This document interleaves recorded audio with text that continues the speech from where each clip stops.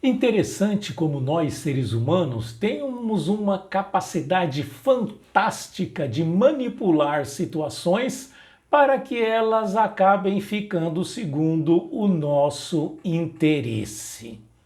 Vejam, por exemplo, a morte de Jesus na cruz. Nasce na terra o espírito mais puro e perfeito que já se aproximou do nosso planeta.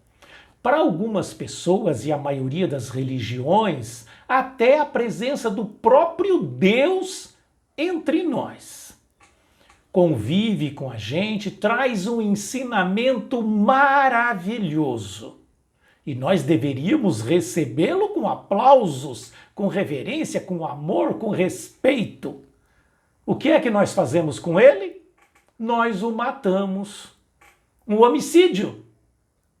E depois convertemos a tortura que nós impomos a ele, a morte na cruz, em um objeto de salvação. Vocês já pararam para pensar que aceitar que a morte de Jesus na cruz é a nossa salvação, né? É a mesma coisa que estar no estágio ainda de sacrifício humano? Sacrifício humano. Nós tivemos que sacrificar Deus para nos salvar. Agora, onde está o sentido? Vamos imaginar, Jesus disse, o Pai me enviou. Então vamos imaginar Deus falando assim para Jesus, ó Jesus, nasce lá na terra, eles vão te matar, e quando eles te matarem eu perdoo todos os pecados passados, presentes e futuros da humanidade. Onde está o sentido disso? Não seria o contrário? Não seria para nós agravarmos a nossa situação matando o enviado de Deus? Não, nós convertemos a tortura de Jesus num objeto de salvação. Não, a cruz não nos salva. Jesus é o Salvador? Sim, ele é o Salvador da humanidade, mas não porque nós o matamos na cruz. Ele é o Salvador da humanidade pela mensagem que nos trouxe. Ele não nasceu aqui para morrer. Ele nasceu aqui para viver e ensinar. Eu sou o caminho, a verdade e a vida. Ninguém vai ao Pai senão por mim, pelos meus ensinamentos. Senão Jesus não precisava ter o trabalho de deixar todo o seu evangelho. Para que ensinar tanto se é a morte dele que nos salva? Não, Jesus nasceu para trazer o seu evangelho.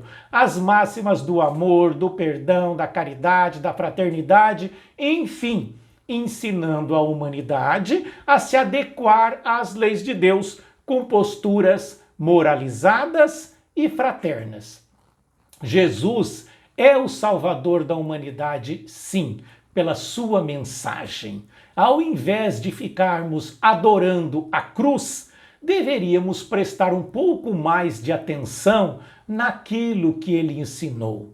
Refletir o Evangelho de Jesus. O que ele quis dizer com isso? Por que essa máxima de Jesus? Por que essa informação me credencia a uma vida melhor depois daqui?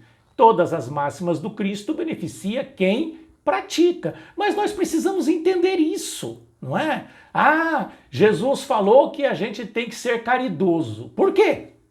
Por que eu tenho que fazer caridade? Por que eu não posso ir para o céu sem fazer caridade? Eu não faço maldade para ninguém, mas também não faço caridade. Porque quando você não é fraterno, quando você não respeita o sofrimento do seu irmão e não auxilia, isso quer dizer que você está exercendo o orgulho, a vaidade, a avareza, você não está minimizando o sofrimento do seu irmão. O fato de você ajudar o seu irmão não vai levar você para o paraíso. Agora, o fato de você saber que tem que minimizar o sofrimento dos outros e fazer, é isso que vai fazer você viver melhor. Então, quando a gente reflete as máximas do Cristo, a gente tem mais facilidade de praticar. Agora, precisamos pensar. Não adianta você ler lá, bem-aventurado os humildes porque herdarão a terra. Você já viu algum humilde herdar a terra? Muito pelo contrário, né? Quem herda a terra é o orgulhoso, é o prepotente, é o avarento, é o poderoso, é o déspota, é esse que herda a terra. Mas então o que Jesus falou? Então nós precisamos parar e refletir. Nós estamos transformando a terra num paraíso. Jesus não vai levar a gente para o céu, não tem céu. Onde o Deus, o velho barbudo sentado num trono, não existe isso. O céu está dentro da pessoa. A terra se tornará um paraíso quando todos nós construirmos dentro de nós um paraíso.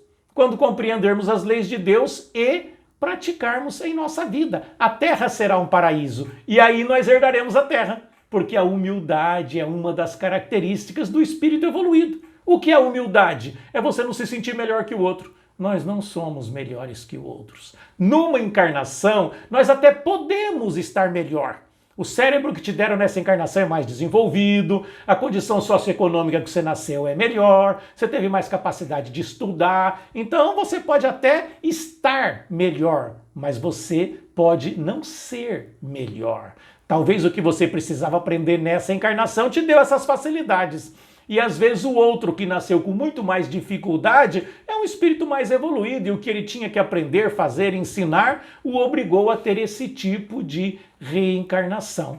Então, minha gente, eu não vejo sentido em dizer que a morte de Jesus nos salva. Isso, na minha opinião, ainda é sacrifício humano. Tem que sacrificar alguém para Deus perdoar pecado. Então sacrificaram Jesus, que é o maior, Deus perdoou, tudo está resolvido. Desculpa, mas eu acho que a gente já evoluiu um pouquinho mais do que isso. Sacrifício humano, não. Jesus não nasceu para morrer, ele nasceu para viver, para ensinar. Ele sabia que ia morrer em função do tipo de conduta social política que nós tínhamos na época. Se ele nascesse hoje de novo e falasse contra o poder estabelecido, possivelmente alguém ia tentar matá-lo, não é verdade? Enfim, o que importa é a gente ler o Evangelho, refletir o Evangelho, estudar o Evangelho, compreender o Evangelho. Jesus nos salva com os seus ensinamentos, não com a sua morte.